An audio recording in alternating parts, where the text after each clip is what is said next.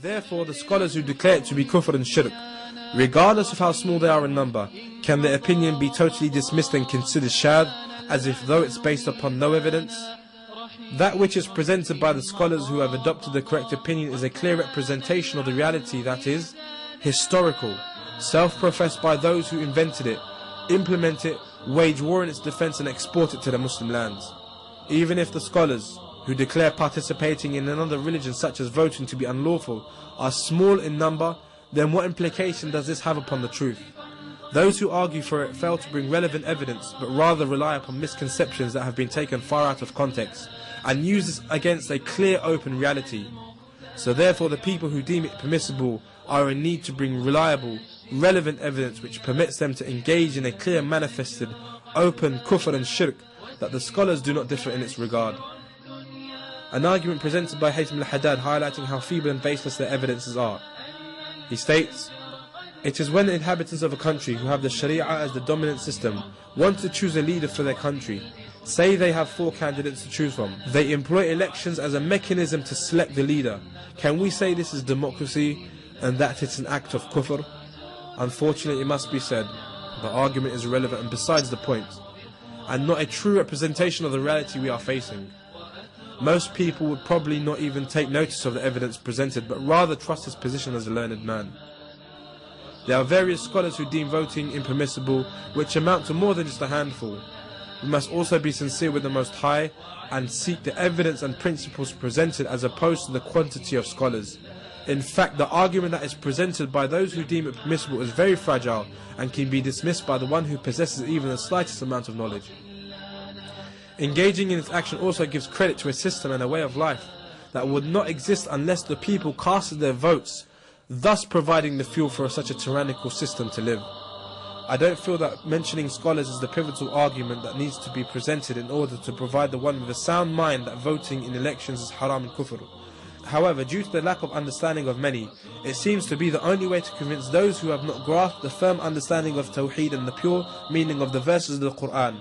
So unfortunately must be included despite the clarity of the verses in the final revelation and the unhidden reality of democracy.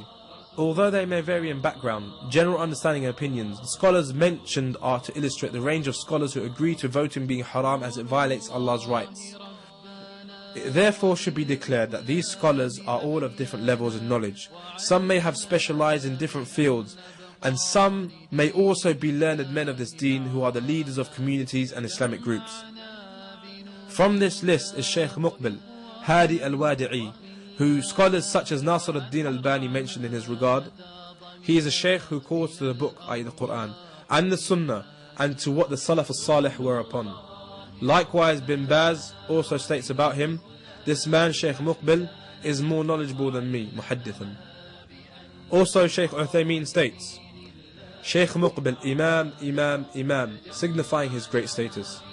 Additionally, Ahmed al-Najmi states, "Verily the Honourable Shaykh Muqbil bin Hadi is an alim of the Salaf, understanding and adopts the manhaj of the Salaf al-Salih in his books and taught his students this manhaj." Shaykh Muqbil himself states, under the title of democracy is kufr.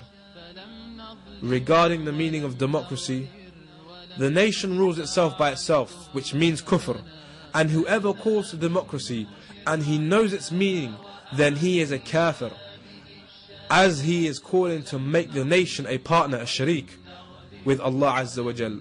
He includes the statement of Allah the Most High.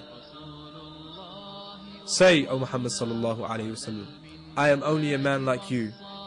It has been inspired to me that your ilah, your God, is one.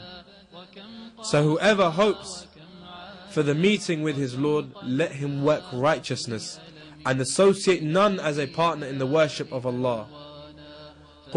قُلْ إِنَّمَا أَنَا بَشَرٌ مِثْلُكُمْ يُوحَى إِلَيَّ أَنَّمَا إِلَهُكُمْ إِلَهٌ وَاحِدٌ فَمَنْ كَانَ يَرْجُو لِقَاءَ رَبِّهِ فَلْيَعْمَلْ عَمَلًا صَالِحًا وَلَا يُشْرِكْ بِعِبَادَةِ رَبِّهِ أَحَدًا.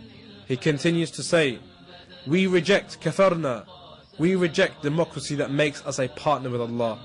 And, he states, they will not be pleased with us until we become Jews or Christians, and whosoever does not rule by Allah's law are disbelievers.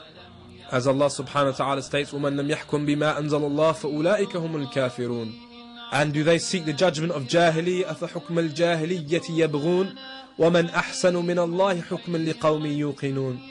He also states, if the option of legalizing or not legalizing is given to the people concerning the legalizing of, and he goes on to mention prohibited actions in Islam, he then says, do you think that they will be legal or illegal?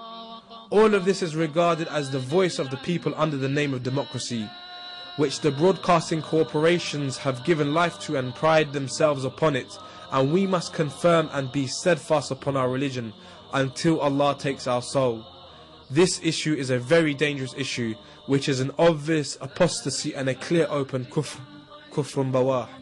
And do they have partners who have legalized for them that which Allah has not permitted? And we have to leave off the following of desires and make them agree with the religion of Allah. And he includes the ayah, and remember what I say to you, and I place my affairs with Allah. So therefore withdraw from democracy and say to them, between me and you is the book of Allah and the sunnah of the Messenger sallallahu alayhi wasallam. We must be truthful to Allah and hold in unison to the book of Allah and be one hand in the face of falsehood. The Muslim is the brother of another Muslim. He goes on to say, in democracy is the corruption of the nation and the corrupting of the dunya and deen, and it's for the rectification of kufr. We must fear Allah and say, we are free from democracy and free from kufr, as you are signing, agreeing to kufr and fueling the country to its desires and are going to assist upon falsehood.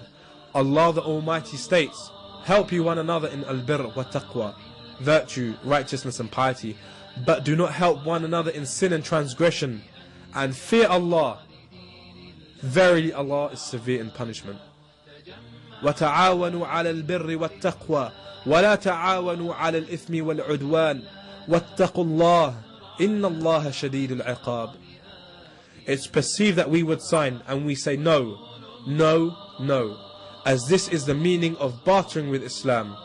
He means that by participating in democracy and elections, you are treating Islam like a transaction where you are negotiating the terms and price. They are calling to the servitude and to their filthy khaba'ith laws. And those are the people who many think that they are calling to justice, to freedom, equality. Rather, they are calling to something which is strange to us. And this is their state. And many people are unaware of it. It's that they are being called to justice or freedom. For their freedom is a debasement and degradation, and their freedom isn't freedom, rather it's oppression, injustice and treachery.